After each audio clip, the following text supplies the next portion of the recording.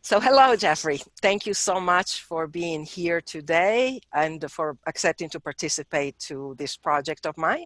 So why don't you go ahead and introduce yourself? Well, it's my pleasure to be here, Elsa. Thank you very much for having me. I'm based Thank in you. Providence, Rhode Island. I'm a fiber optic specialist and have been in my industry more than 20 years. I began as a commercial scuba diver. I was a rescue diver. Some of my work took me to understand fiber optic undersea cables, where we did Oh, some inspection. I then worked for a cable manufacturer and continued diving um, in field trials of these cables they were building. hmm. And then I moved to my home, the town where I grew up in coastal Massachusetts, to take care of an ailing family member in the late 1990s, where some childhood friends of mine had established a boutique fiber optic company, took me on where I stayed for 13 years. Nice. Then I moved around the globe. I worked for a Japanese corporation based in Massachusetts, but traveled extensively throughout the Americas and Europe. And then for a short period before I established my own company, I was the interim director of product development for a company based in Kiev, Ukraine. Okay. So our manufacturing was in Kiev. Sorry, our research and development was in Kiev. Our manufacturing was in San Diego, and I was based in Providence. Okay. Then Interesting. here I find myself years later, still in the same industry, again taking care for an ailing family member. hmm. I have my wife and children, my two daughters and I. We've all had to restructure our lives very much to accommodate for to again to have time to help someone else in our family. Okay. I Okay. established a Nice. consulting firm. It was 18 months ago, I guess, or more, hmm. focusing on my strengths, which were mainly my ability to communicate well with my clients throughout the same region, the Americas, mainly Europe as well, and Okay. Africa. Nice. Very, very interesting. So which one would be your home culture, the one that makes sense to you? I'm assuming the American culture. Yeah, and I take this word American, and even as a child, I always saw it as American, the Americas, not just the United States, but North, hmm. Central, South. We are all Americans. I am Right. from the United States of America. I was born in Massachusetts. Okay. So I consider myself an American in that regard. My family heritage, my father was, his father, my grandfather, my paternal grandfather was from Lancashire, England. hmm. His wife, my paternal grandmother, was from Liège, Belgium. Okay. So my dad was bilingual as a child and still is. My mother's family all were from Italy, Okay. Italy, Italy, which is near Naples, as we discussed. Maybe. Great. So I guess I had always been in contact with my European family members, my cousins. I just hmm. spent a weekend with them in England at their Great. house recently. I try to make a couple trips a year. But foreign travel and different languages were very normal to me as a child. That's great. That's Yeah, great. but Now, I'm definitely mhm. American. Now within your home culture, so you said that your job brought you to work in different cities within the United States and abroad. So starting from home, so starting within the United States, what are the major differences you notice between, I don't know, North and South or East and West or Yeah. Well, I guess the first thing you notice is the traffic. Much of my travel and work around the United States has taken me to the Bay Area of San Francisco, that is, Mhm. of San Diego, Los Angeles. Culture there is obviously very different than that in New England. There's a lot more Right. ethnic diversity, perhaps here, but large populations of other ethnicities in those areas, as we know, specifically Latin Americans, I suppose, as Okay. well as a blend of Asians and many others. So that Right. was probably the first thing I noticed, especially going to the metro areas of the smaller cities in the south, like Charlotte. So Right. very a lot of traffic there. Cuisine is Right. obviously a huge difference here in New England. Absolutely. I live in Rhode Island. I'm not from here, but here people seemingly eat a lot of seafood. It's not Yeah, what you yeah, I find, heard that the food is really a there. great deal of in maybe the Midwest. Right, right, right. But, And as far as business is concerned, do you find a lot of great differences in, for example, the way they approach work, like more laid back, more fast paced, more. certainly, I didn't know that I was a fast-talking New Englander. I never even heard that term until I went to Texas, and they informed me of this very quickly. What I found, not just what you just said, but there were high concentrations of specialists in their fields, especially in the Dallas metro area, certainly the Bay Area, and other parts of the country. So, in those cases, I always felt to present very professionally was Mhm. really important. I remember a time last year I was in Alabama. I had driven into Alabama from Atlanta to have a meeting with a contract manufacturer. And I walked in wearing a suit, tie. Mhm. They were wearing T-shirts and jeans, the president of the company. Right. Yeah, so Yeah. I was Yeah. able to, in that case, quickly take off my jacket and tie, and it worked out. But yeah, you have to be, you have to take your own course, is what I found, Right. and be understanding of others. Absolutely. And now, going abroad now, which ones you think you feel are the countries that you have more experience with? Certainly Mexico. Okay. I've for most of my career, 20 years, I've spent specializing in fiber optic, well, assisting factories in Mexico that build fiber optic products. They could Okay. be in the telecom area, medical products, Hmm. aerospace, oil and gas, whatever it may be. I would have made hundreds of trips to Mexico, specifically Guadalajara, Mexico City, Hmm. Tijuana, Reynosa, along the border. I've crossed and walked over the border of dozens of times. So that's I probably what see. I'm most familiar with. I see. And now, of course, now because you went there so many times, now you're almost like at home even over there. Yes. But at the beginning, did you find any particular challenge When that I first began this my career in Mexico, my boss asked me to find a way to learn Spanish. I grew up speaking and learning French, and I guess I studied Latin, English, some Italian in my home. Mhm. But I chose to go to Cuernavaca, Mexico. I did an immersion at a school, and my kids were very young at the time, and I ended up working a deal with the owner of the school where I lived at his sister's house with her two high school daughters, and got a deal, and I got a real full experience. I wasn't used Great. to conversation going around the table. Hmm. I didn't understand anything, but I'll never forget the night I arrived. I took the bus from Mexico City to Cuernavaca. It was pouring rain, and their streets in this particular part of Cuernavaca, they close gates at the end of the roads in the evening, and no cars are allowed through. Foot traffic, Hmm. right? So here I am walking, and I have a piece of paper that reads Martinez number 18. So I get to the first house, and I see it reads the word Correo. I think, oh, that must be whatever. And I go to the next, and I see the next house, number 12 or whatever. And, oh, the same name, Correo, but I'm looking for Martinez. I get to number 18, and it says Correo. And I'm like, see, Martinez, as you probably know, the word Correo is male, and it was the male slot. And that's how I should be Uh-huh. careful. How without Spanish skills I was at that moment. I laugh about that still. Hmm. And yeah, so I spent my career learning Spanish Hmm. the old-fashioned way, throwing Right, it right into right. the mix. You find Absolutely. your comfort levels at the. I'm sorry, you find what you can do at the end of your comfort zones, right? Absolutely. So Absolutely. I lived with this for 3 weeks, more, almost a month and a half, I guess it was. And then dozens of football games, boxing matches, weddings in Mexico, quinceañeras, late Yes, night they always have a good reason to party. to Always a have a, Metallica concert, in Mexico City. Like, all of that really is where I learned my Spanish that's and great. began to understand the culture somewhat. Right.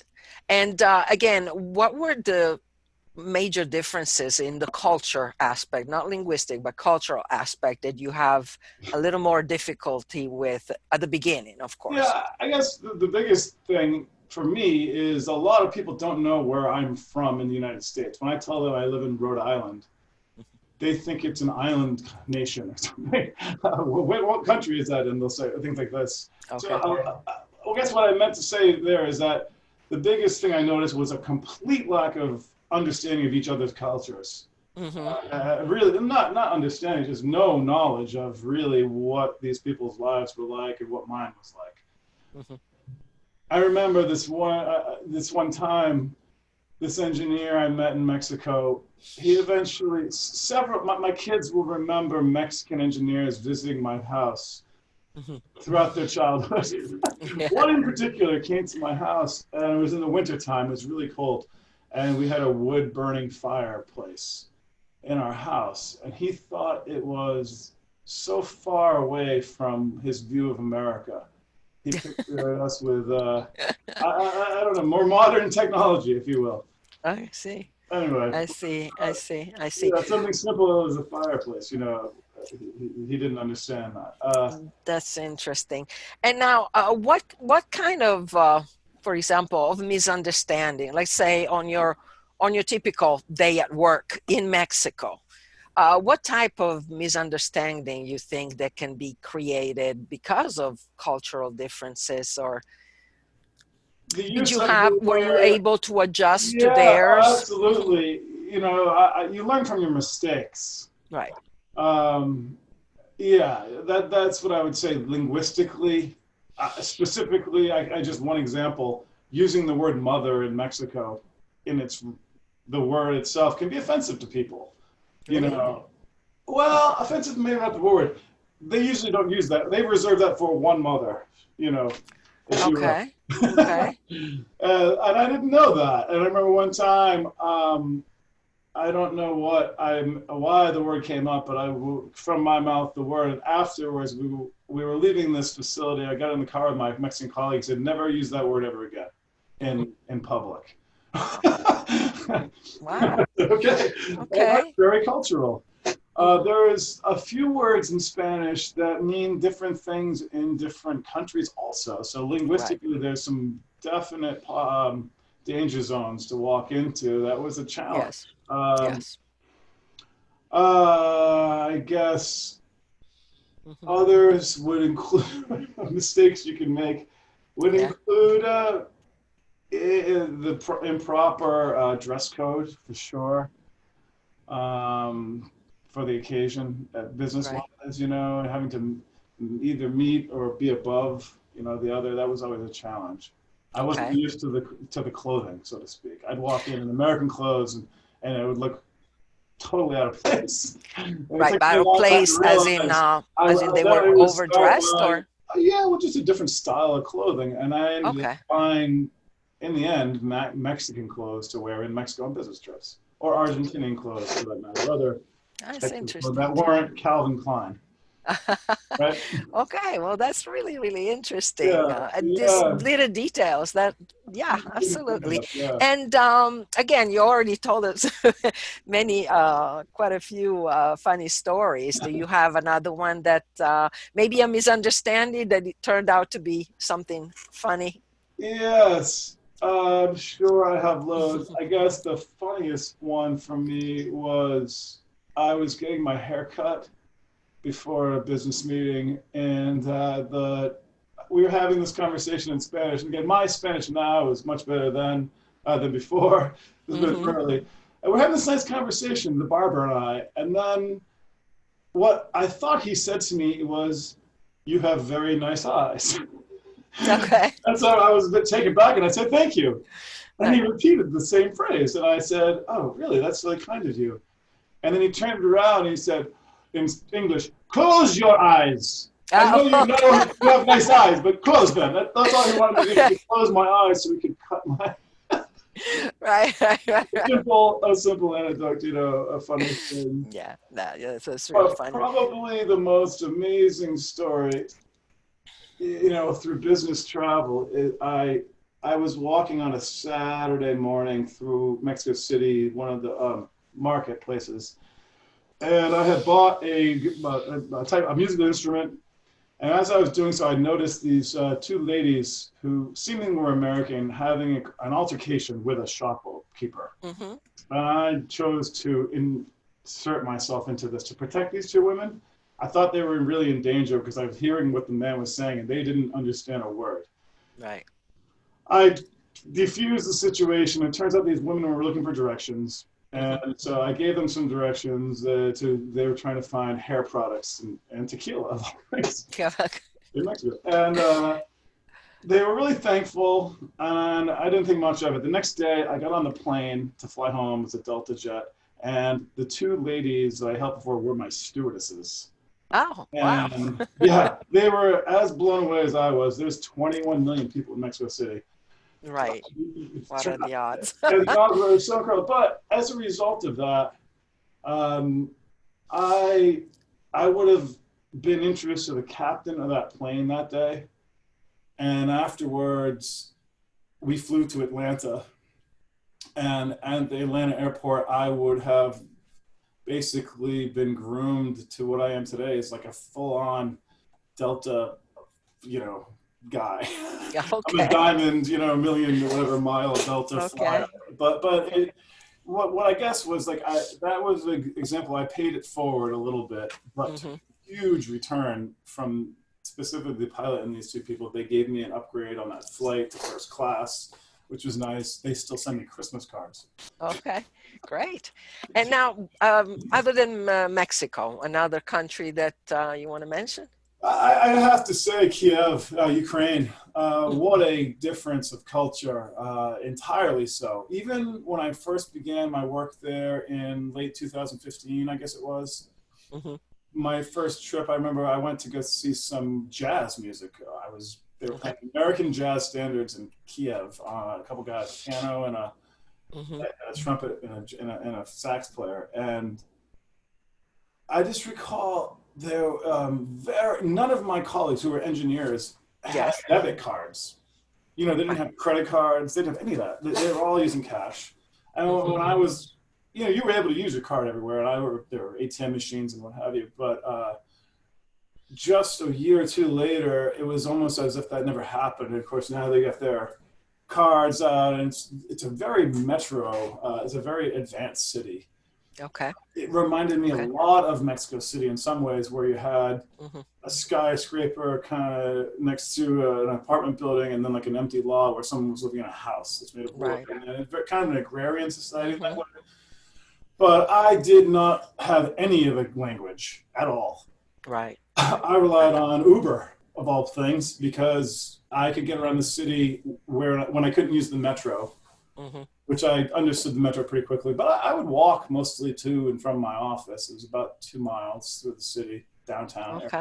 Okay. And again, on when at work, what type of cultural difference do you? Okay, so you're working with. In my case, I was working with Russians and Ukrainians. They were always debating the proper language to use and the political side of that whole thing. That never will end for those people. Okay. And the American, I was the token American. I was the only American. I think. Am I wrong about that? Yeah, I guess there were 3 of us, but I was the only one in Kiev. Okay. So, every morning I would walk from my apartment to they fed the whole staff every day lunch. Okay. So they had somewhat of an industrial kitchen for the 70 people that worked there, right? So I would walk through the city and go to the kitchen where they would be preparing lunch for the day, soups and borscht and all kinds of other things, a lot of fish. And then I would eat breakfast there, where the woman, the cook, didn't speak any English, but she and I shared French. Okay. So hearing her in her French with the Ukrainian accent took me a day or two to catch. And then we were fine and had some nice conversation. So you will feel like they're more laid back, business-wise compared to here? No. Formal, informal? No, not at all. No, not at all. They're much more, I would say more aggressive, strict, Really? Okay. professional. Without offending anyone, a Right, lot of of course. Americans have a lot to lose, you know, in terms of their wealth, and they've been given a lot in life. Not all people work hard in this country. Don't get me wrong. I certainly do, and lots of my friends do, Absolutely. and people I know. Over there, these people have nothing. Not everyone, but most people are trying to make something. Always, they don't have anything to begin with. Right. The country's pretty young still, Yes. so they are very motivated to move forward. I And see. in the professional environment, it's competitive. It's extremely competitive work environment. So And I've didn't heard didn't also, a lot like during yeah. the work hours. No, it was full professional laboratory work in my Okay. case.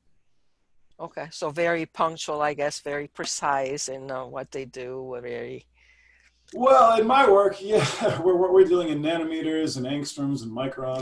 Yes, and the have millimeter to is a be big unit to measure to us. engineer first. And then if you say they're engineers, they already have a And particular Ukraine's mindset that is just different from the rest of the world, right? yeah, we ate together Hmm. lunch, and that was very helpful. We always discussed other cultural items, you know, kind of like a variety show at the lunch table. We didn't talk work during lunch ever. It was always about, and people were working on their English. So we spoke in English at lunch a lot of time. Hmm. Hmm. I picked up Interesting. some Ukrainian. It was funny. My boss was from Iran, so you know, and when you mix it up like that, we had people from all over the world. Exactly. You go to dinner, just choosing a restaurant can be fascinatingly difficult due to At the dietary same time. constraints Yeah. alone. Yeah. You know, Yeah. and it's funny. The one thing that brought us all together was Georgian food, Ah, which I love now. okay. Yeah, That's interesting. yeah, Now, to conclude our interview today, what sure. would you think is the best suggestion you can give to people who are just now maybe starting to think and do business abroad or reach out abroad? What would be a good lesson? Yeah, well, most of my work involves, I guess, half and half. I'm remote working from my office or a Hmm. shared office laboratory space here in Providence, or I'm at the client's location half the time. I would suggest to anyone who is getting involved that to learn the culture, at least the history of the country that you're Right. going to be dealing with. This can be done certainly online. I personally relied on a travel guide, The Lonely Planet. I'm giving a little plug. Hmm. A Hmm. little bit. They make travel guides. And Yes. what I found was just reading the 20 or 30 page history section of those, not Right. delving into the whole book and finding hotels and that, but just using that Absolutely. kind of concise, basic understanding. Hmm. So you don't say something silly. Right.